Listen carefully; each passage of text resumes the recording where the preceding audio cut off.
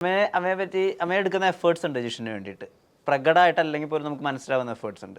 ഇപ്പോൾ ചോദ്യങ്ങൾക്ക് ഉത്തരം കൊടുക്കുന്നതായാലും അതിന് കൊടുക്കുന്ന കാംനെസ് ആയാലും ശരി, കൃത്യമായിട്ടുള്ള ക്ലാരിറ്റി ആയാലും ശരി. ഭയങ്കര ക്ലാരിറ്റിയാണ്. ഒന്ന് എല്ലാത്ത ഇങ്ങനെ സംസാരിച്ച് അങ്ങനെ സംസാരിച്ചുകൊണ്ട് ഓരോന്നും ഇങ്ങനെ പറഞ്ഞ് പോകാം. അത് ഭയങ്കര മെടുക്കാണ് നമുക്ക്. ഇങ്ങനെ അവളെ സംസാരിച്ചിരിക്കാനും നമുക്ക് പറ്റില്ല. നല്ലൊരു കേൾവിക്കാരനായിരുന്നു കൊടുക്കുക. ഞാനൊരു നല്ല കേൾവിക്കാരനാണ്. കേൾവിക്കാരനായിട്ട് ഇരുന്ന് കൊടുക്കുക, അല്ലാണ്ട് അങ്ങോട്ടേക്ക് പറഞ്ഞിട്ടൊന്നും ജയിക്കാൻ പറ്റില്ല. ജയിക്കാൻ പറ്റില്ല പറയും, ചൂടാക്കി വിടും. പക്ഷേ ഇങ്ങനെ ഓരോന്ന് കട്ടായിട്ട് ഇന്ന രീതിയിൽ പോകണം, ഇന്ന രീതിയിൽ വേണം എന്നുള്ളത് അത് വളരെ പോസിറ്റീവായിട്ടുള്ള ഇതായിരിക്കും. അതൊന്നും നെഗറ്റീവായിട്ടുള്ള ചിന്തകളല്ല. അത് ഭയങ്കര പോസിറ്റീവായിട്ട് ചിന്തിക്കുന്ന ഒരാളാണ്. എല്ലാ കാര്യത്തെ പറ്റി പോസിറ്റീവായിട്ട് ചിന്തിക്കുക. അതെന്തിനാണ് അങ്ങനെ ചിന്തിക്കുന്നത്? അത് പോസിറ്റീവ്, അത് നല്ലതന്നല്ലേ? അത് നല്ലതാണെന്ന് ഉദാഹരണം പറഞ്ഞാൽ എൻ്റെ മണിമുത്ത് സീരിയൽ ഞാൻ നടത്തുന്നത് ഒരു ക്ലൈമാക്സ് ആവാറായില്ലേ? ക്ലൈമാക്സ് ആവാം. അത് പെട്ടെന്ന് നിർത്താൻ വേണ്ടി പോകും. നല്ല സീരിയലായിരുന്നു, നല്ലോണം പോയിക്കൊണ്ടിരിക്കുന്നത്. ചില തെണ്ടികളുടെ കുൽസിത പ്രവൃത്തികൾ കാരണം പ്രൊഡ്യൂസർ നിർത്തിയതാണ്. അദ്ദേഹം പാവം എന്താണ് പറയുക, നല്ലൊരു സീരിയലായിട്ട് പോയിക്കൊണ്ടിരിക്കുന്നത്. അതുകൊണ്ട് അപ്പോൾ അതിൽ ഒരു കാര്യം ചോദിച്ചോട്ടെ, എവിടെ ഇത്ര ധൈര്യം എന്താ ചോദിക്കണത്? ഞാൻ ലൈഫിൽ ആദ്യമായിട്ട് ഇങ്ങനെ ഒരാളെ അഭിമുഖം ചെയ്യണം. ഭയങ്കര കുറച്ച് ഓവർ കോൺഫിഡൻസ് ഉള്ള തോന്നുന്നില്ല. അല്ല, ഓവർ കോൺഫിഡൻസ് അല്ല.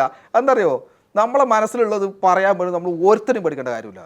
അതിപ്പോൾ അടുത്ത വർക്ക് വരണം, ഇതിലിപ്പോൾ ചാനൽസിൻ്റെ പേരുകൾ പറയുന്നുണ്ട്, അല്ലെങ്കിൽ സ്വകാര്യ ചാനലിൽ നടക്കുന്ന 7 മണി മുതൽ 8 മണി വരെ സംപ്രേഷണം ചെയ്യുന്ന സീരിയൽ എന്നൊന്നല്ല പറയണേ. അങ്ങനെയൊക്കെ സാധാരണ സെലിബ്രിറ്റീസ് പറയാറ്. ഇത് പറഞ്ഞതാണ്, ചില തെണ്ടി കേട്ട കുൽസിത പ്രവൃത്തി കാരണമാണ് ആ പ്രൊഡ്യൂസർ പാവത്തിന് നിർത്തേണ്ടി വന്നത് എന്നാണ് ഞാൻ പറഞ്ഞത്. ഈ തെണ്ടികൾ ആരാണെന്ന് ഇത് കാണുന്ന അവന് മനസ്സിലാവും, അല്ലെ അവർക്ക് മനസ്സിലാവും, അല്ലേ? അല്ലാണ്ട് ഞാൻ ആരുടെ പേരൊന്നും എടുത്ത് പറഞ്ഞിട്ടില്ല. അത് മനസ്സിലായി എനിക്കേണ്ടത് ഉള്ള കാര്യമില്ല. ഞാൻ അവിടെ മൊത്തമൊക്കെ നോക്കിയിട്ട് പറഞ്ഞിട്ടുണ്ട്, ഈ പറ്റുന്ന പണിക്ക് പോയാൽ പോയാടാ എന്ന് പറഞ്ഞിട്ടുണ്ട്. ഇവരുടെയൊക്കെ തന്നെ മൊത്തമൊക്കെ പറഞ്ഞിട്ടുണ്ട്. അത് ലൊക്കേഷനിലായാലും ഞാൻ പറയാറുണ്ട്. എല്ലാവരും അത് ശത്രുക്കൾ കുറച്ച് കൂടുതലാണേ, പക്ഷേ എന്നെ അറിയുന്നവർക്ക് അറിയാം കേട്ടോ. ഇപ്പോൾ പറയുന്ന ഉള്ളതാന്ന് പറയുന്നത് എന്ന് ആക്സെപ്റ്റ് ചെയ്യുന്നവരുണ്ട്. ഇപ്പോൾ മണിമുത്തിൽ തന്നെ സ്റ്റെബിൻ നല്ല സുഹൃത്താട്ടോ. മുമ്പ് നമ്മൾ കണ്ടുന്ന പരിചയമുള്ള ഒരാളായിരുന്നു. പിന്നെ അതിൽ വന്നപ്പോഴാണ് ഇവൻ എൻ്റെ ഒരു അവസരത്തിൽ എന്നോട് പറഞ്ഞു, ജിഷ്ണ ഞാൻ നിന്നെപ്പറ്റി കേട്ടത് നീ ഇത്രക്ക് മോശമായിട്ടാണ് നിന്നെ പറ്റി, പക്ഷേ ഇപ്പോൾ നീയായിട്ട് പരിചയപ്പെട്ട് കഴിഞ്ഞപ്പോൾ എനിക്ക് നിന്നെ ഭയങ്കര ഇഷ്ടമായിട്ടോ, നീ എൻ്റെ ഗുഡ് ഫ്രണ്ടാണ്. അതെ അതെ, അത് ആ നേരിട്ട് പോകുന്നവർക്ക് മനസ്സിലാവുക. ഇപ്പം അമ്മയോട് തന്നെ കുറേ ആൾക്കാർ പറഞ്ഞിട്ടുണ്ട്, അവൻ ശരി ഞാൻ ഈ പറഞ്ഞ ആൾക്ക് ചോദിക്കും, അവൻ പറയും എന്താ ഡയറക്ടർ പറഞ്ഞു. ഞാൻ പറഞ്ഞു, ആ ഡയറക്ടറോട് ഞാൻ വർക്ക് ചെയ്തിട്ടില്ലല്ലോ, അദ്ദേഹം കേട്ടറിവാണ്, അദ്ദേഹത്തിന് എന്നെപ്പറ്റി ഇതേപോലെ പല ഡയറക്ടേഴ്സും എന്നൊക്കെ പറഞ്ഞിട്ടുണ്ട്, ഇങ്ങനെ നല്ല കേട്ടോ. ഇപ്പോൾ എൻ്റെ പ്രിയപ്പെട്ട ആൾ നീയാണ്. GR Krishna director. കൃഷ്ണ ആദ്യം പുള്ളി അത്ര ഇഷ്ടമാണ് എന്നെ. പുള്ളിക്ക് ഏറ്റവും ഇഷ്ടപ്പെട്ട ആർട്ടിസ്റ്റ് ആരാന്ന് ചോദിച്ചു കഴിഞ്ഞാൽ ഞാൻ എൻ്റെ പേര് പറയും. പുള്ളി അത്രയ്ക്ക് ഇഷ്ടമാണ് GR കൃഷ്ണൻ. അപ്പം അത് നമ്മളിന്ന് പരിചയപ്പെട്ട് കഴിയുമ്പോഴേ ഓരോരുത്തർക്ക് ഒരു മുൻവിധി പാടില്ല. ഒന്നിനും പരിചയപ്പെട്ട് കഴിയുമ്പോഴേ നമുക്ക് ഓരോരുത്തരെ പറ്റി മനസ്സിലാക്കാൻ വേണ്ടി പറ്റും. അത് കൂടുതലടുത്ത് അങ്ങനെ ആരെങ്കിലും പറയുന്നത് കേട്ടിട്ട് ഒരാളെ പറ്റി വിലയിരുത്തരുത് എന്ന് ഉള്ളൊരു റിക്വസ്റ്റ് ഉണ്ട്. അല്ലെങ്കിൽ സന്നദ്ധത ഉണ്ടെങ്കിൽ മാത്രം അഭിപ്രായം പറയേണ്ട കുറച്ച് കാര്യങ്ങളെ പറ്റി കൂടി ചോദിക്കാം. ഇപ്പോൾ ഞാൻ എല്ലാത്തിനും സന്നദ്ധനാണ്. ജിഷേട്ടൻ കൂടി ഭാഗമായിട്ടുള്ള ഷോ ആണല്ലോ ഈ സ്റ്റാർ മാജിക്, ആയിരുന്ന ഷോ ആണല്ലോ സ്റ്റാർ മാജിക്. അപ്പം അതിനകത്ത് ഇപ്പം ലക്ഷ്മി നക്ഷത്രക്കൊക്കെ വരുന്ന ഒരുപാട് വ്യാപകമായിട്ടുള്ള ആക്രമണങ്ങളുണ്ട്. അവരേതെങ്കിലും ഒരു വീഡിയോ ചെയ്തിട്ടുണ്ടെങ്കിൽ, ഇപ്പം പ്രത്യേകിച്ച് അവർ ഈ സുധിച്ചേട്ടനൊക്കെ ആയി ബന്ധപ്പെട്ടിട്ടുള്ള വീഡിയോസ് അവരുടെ വീട്ടിലൊക്കെ പോയി ചെയ്തിട്ടുണ്ടെങ്കിൽ, അല്ലെങ്കിൽ അവരുടെ ഭാര്യയും ഒക്കെ ആയിട്ട് സുധിച്ചേട്ടൻ്റെ വൈഫും ഒക്കെ ആയിട്ട് ചെയ്യുന്ന വീഡിയോസിന് വ്യാപകമായിട്ടുള്ള വിമർശനങ്ങൾ, ഭയങ്കര പ്രശ്നമാണ് അതിനൊക്കെ. ഇത് ലക്ഷ്മി നക്ഷത്രമായിട്ട് സംസാരിച്ചിട്ടുണ്ടോ, അല്ലെങ്കിൽ എന്താണ് ആ സംഭവങ്ങൾ? ലക്ഷ്മി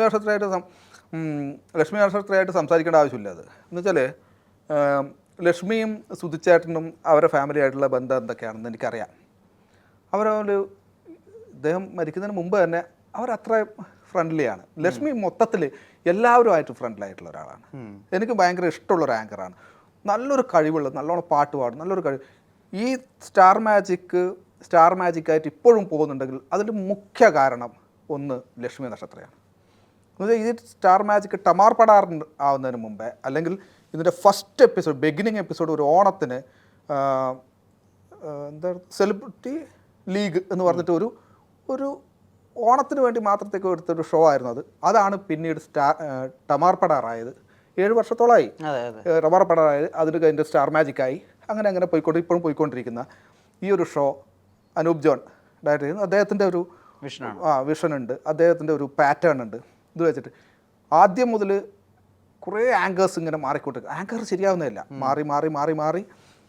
പിന്നെ ഇടയ്ക്ക് പേളിമാണിയൊക്കെ ഉണ്ടായിരുന്നു ആങ്കറായിട്ട്. അതൊക്കെ മാറി മാറി മാറി ലക്ഷ്മിയിൽ എത്തിയപ്പോഴാണ് ഇതിൻ്റെ ഒരു ഗ്രിപ്പ് കിട്ടിയത്. അത് ലക്ഷ്മിക്ക് അവിടെ എല്ലാവരുടെയും ഒരേപോലെയാണ് അവൾ ഹാൻഡിൽ ചെയ്യുന്നത്.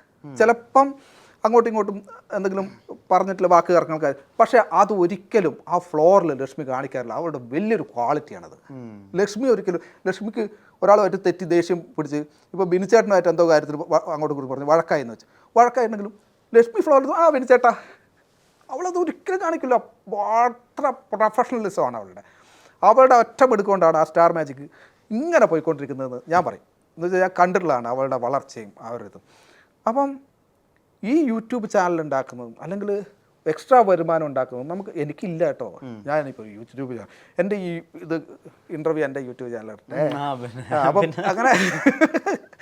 അങ്ങനെ യൂട്യൂബ് ചാനൽ ഇതൊക്കെ എക്സ്ട്രാ വരുമാനമാണ്. ഇൻ്റർവ്യൂവിന് പോകുന്നത്, അല്ലെ ഈ വ്ളോഗിങ്, അല്ലെങ്കിൽ അവർ ഇനോഗ്രേഷന് പോകുന്നു. ഇതൊക്കെ അവർക്ക് ഉണ്ടാകുന്ന എക്സ്ട്രാ വരുമാന മാർഗങ്ങൾ ഇതിൽ നിന്ന് കിട്ടുന്നതാണ്. ഇതിന് അവളിപ്പോൾ എവിടെ പോയി കഴിഞ്ഞാൽ ഇപ്പം മരിച്ചെടുക്ക പോയാലും ശരി, അതിനുള്ള ആൾക്കാരുണ്ട് അവിടെ, അത് അവരെടുക്കും, അതിന് വഴിക്കങ്ങ് പോവും. ഇത് അവരുടെ എക്സ്ട്രാ വരുമാന മാർഗ്ഗമല്ലേ.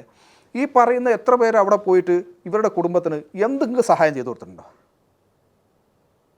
ഇവൾക്ക് ഇപ്പുറത്ത് വരുമാനം കിട്ടുന്നുണ്ടെങ്കിലല്ലേ ഇവർക്ക് അവിടെ സഹായം ചെയ്ത് കൊടുക്കാൻ പറ്റൂ. അപ്പോൾ അവളത് സഹായം ചെയ്ത് കൊടുത്തതിന് എന്താ തെറ്റ്? വേറെ ആർക്കെങ്കിലും ഈ ഒരു പരിപാടി തോന്നിയിട്ടുണ്ടോ? ഇങ്ങനൊരു ഇത് ചെയ്ത് കൊടുക്കുക, ഒരു പെർഫ്യൂം ആക്കി കൊടുക്കണം എന്ന് തോന്നിയിട്ടുണ്ടോ? ഇല്ലല്ലോ. ഇപ്പോൾ ഈ തോന്നാത്തവന്മാർ എന്ത് പുല്ലിനാണ് ഇവിടെ വന്നിട്ട് കുറ്റം പറയേണ്ട ആവശ്യം എന്താണ്?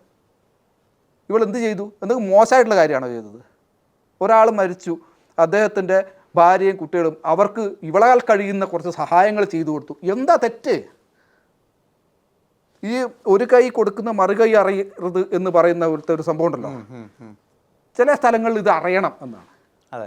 ചിലപ്പോഴൊക്കെ ഞാൻ കാണാറുണ്ട്, ചിലർ ഇൻസ്റ്റാഗ്രാമിലൊക്കെ ഈ കുറച്ച് ഭക്ഷണപ്പൊതികൾ കൊണ്ടുപോയി കൊടുക്കുന്നു. അതൊക്കെ കാണിക്കണമെന്നേ, കണ്ടിട്ടെങ്കിലും ബാക്കിയുള്ളവർക്ക് തോന്നട്ടെ ഇയാളൊക്കെ കൊടുക്കുന്നില്ല, നമ്മളും ഒരു 10 ഭക്ഷണപ്പൊതി കൊടുക്കണം എന്ന് തോന്നുന്നുണ്ടെങ്കിൽ അത് നല്ലതല്ലേ? അപ്പം പിന്നെ എന്താ കുഴപ്പം? അവൾ അങ്ങനെ ചെയ്തു. അതേപോലെ എന്തെങ്കിലും സഹായം അവർക്ക് കിട്ടിക്കോട്ടെ. സുധിച്ചേട്ടൻ്റെ അല്ലേ, നമ്മളെ സുധിച്ചേട്ടൻ്റെ ഭാര്യയും കുട്ടികളും അല്ലേ, അവർക്ക് എന്തെങ്കിലും സഹായം അവൾ ചെയ്തോട്ടെന്നേ. വേറെ ആരുടെയും പോക്കറ്റിൽ നിന്ന് പൈസ എടുത്തിട്ടോ വേറെ അടുക്കുന്ന പിടിച്ച് പറിച്ചിട്ടോ, അല്ലെങ്കിൽ ചാരിറ്റി എന്ന് പറഞ്ഞിട്ട് ഇവരും ചാരിറ്റി പ്രവർത്തകർ എന്ന് പറഞ്ഞാൽ സ്വന്തമായിട്ട് വലിയ വണ്ടിയും ഇതും മേടിക്കുന്ന പോലെ ഒന്നും അല്ലല്ലോ. ഇവൾ അധ്വാനിച്ചിട്ട് ഇവളുടെ യൂട്യൂബിൽ കിട്ടുന്ന വരുമാനം കൊണ്ട്, അല്ലെങ്കിൽ ഇവൾ ഇനോഗ്രേഷന് പോയിട്ടുള്ള വരുമാനം കൊണ്ട്, അല്ലെങ്കിൽ ഇവിടെ വന്നിട്ട് ആങ്കറിങ് ചെയ്യുന്ന വരുമാനം കൊണ്ടാണ് ഇവൾ ഹെൽപ്പ് ചെയ്യുന്നത്. ഇതിനെ കൊണ്ട് ഇത്രയും ലോകത്ത് ഒരു രാജ്യത്ത് വേറൊരു സ്ഥലത്ത് പോകുമ്പോൾ നമുക്ക് ഇഷ്ടമുള്ള ഒരാൾക്ക് ഇഷ്ടമുള്ളൊരു സാധനം കൊണ്ട് കൊടുക്കുന്നതിൽ എന്താ തെറ്റ്? ഇപ്പം നിങ്ങൾ നാളെ ദുബായി പോകുന്നു, നമ്മൾ നാളെ സുഹൃത്തുക്കളാണ്, ജിഷ്ണെ വരുമ്പോൾ എന്താ കൊണ്ടുവരണ്ടേ, എടാ ഒരു പെർഫ്യൂം കൊണ്ടുവരണേ എന്ന് പറയുമ്പോൾ നിങ്ങൾ കൊണ്ടുവരുന്നു. അതിനെന്താ തെറ്റ്? എന്താ മോശം? അതിനെന്താ ഇത്ര വലിയ ഇഷ്യൂ ആക്കാൻ മാത്രം കാര്യം? അത് യൂട്യൂബിൽ കണ്ടോണം. അത് യൂട്യൂബിൽ കണ്ടോളല്ലേ ഇവരെല്ലാം അറിഞ്ഞത്. ആർക്കെങ്കിലും തോന്നിയാൽ വേറെ എന്തെങ്കിലും കൊണ്ട് കൊടുക്കണം? ഇല്ലല്ല. കൊണ്ടു കൊടുത്തോ, നിങ്ങളും വീഡിയോ എടുത്തോ, അതിന് കിട്ടുന്ന റെമ്യൂണറേഷൻ കുറച്ചെന്നൊക്കെ അവർക്ക് കൊടുക്കുക ചെയ്തോ. എന്തിനായി കുറ്റം പറയണേ? പാവം, അവൾ അത്രയും സ്നേഹമുള്ള ഒരു ആ കുടുംബത്തിൽ അത്രയും സ്നേഹമുള്ളവളാണ്. ഞാൻ ഒരിക്കലും ലക്ഷ്മിയെ കുറ്റം പറയില്ല. ഞാൻ വേറെ ആൾക്കാർക്ക് പറഞ്ഞ് ഞാൻ കേട്ടിട്ടുണ്ട്, എന്തിനാണ് അത് വീഡിയോ എടുത്ത് കാണിച്ചു കൊടുത്തിട്ട് ഇവർക്കെന്താ അല്ലേ? നന്മ കണ്ടാൽ പോരെ, അതിൽ പോസിറ്റീവ് വശം കണ്ടാൽ പോരെ. ഇത് എന്തിനാണ് നെഗറ്റീവ് വശം കാണാനുള്ളത്? വീഡിയോ എടുത്തു എന്നുള്ള ആ ഒരു നെഗറ്റീവ് വശമാണോ? നേരത്തെ പറഞ്ഞ പോലെ മറ്റേ സീരിയലിൻ്റെ കാര്യം പറഞ്ഞ പോലെ, സീരിയൽ എൻഡോസൾഫാൻ പോലെ ഇത് ഞാൻ ചോദിക്കട്ടെ, ഈ സീരിയലിന് ഇപ്പം ഇദ്ദേഹത്തിൻ്റെ ഉണ്ണിമുകുന്ദൻ്റെ പുതിയ പടം ഇറങ്ങാൻ പോകുന്നു, മാർക്കോ.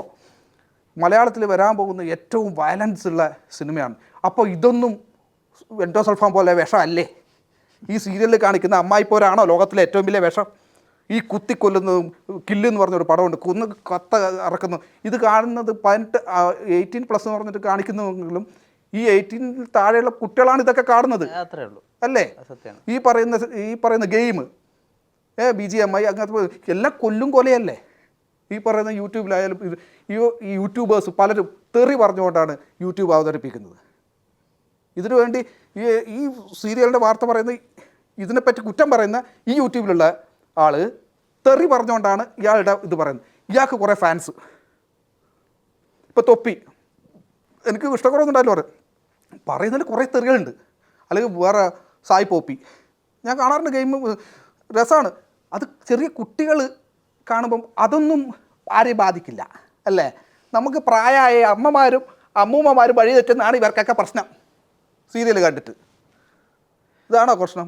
ഇതാണോ എൻഡോസൾഫാൻ? അല്ലല്ലോ, ഇതൊക്കെയല്ലേ എൻഡോസൾഫാൻ. അപ്പോൾ ഈ സിനിമ കാണുന്നൊരു പ്രശ്നമൊന്നുമില്ല. ദൃശ്യം എന്ന് പറയുന്ന സിനിമ കണ്ടിട്ട് ആൾക്കാർ പിന്നെ അതേ മോഡലിൽ കൊലപാതകം ചെയ്യാൻ വേണ്ടി ശ്രമിച്ചു. എന്തുകൊണ്ട് ദൃശ്യം എൻഡോസൾഫാൻ അല്ല എന്ന് പറയുന്നില്ല? അപ്പോൾ അത് തെറ്റല്ല. പിന്നെ എന്ത് സീരിയൽ എന്ത് എൻഡോസൾഫാൻ വന്നു?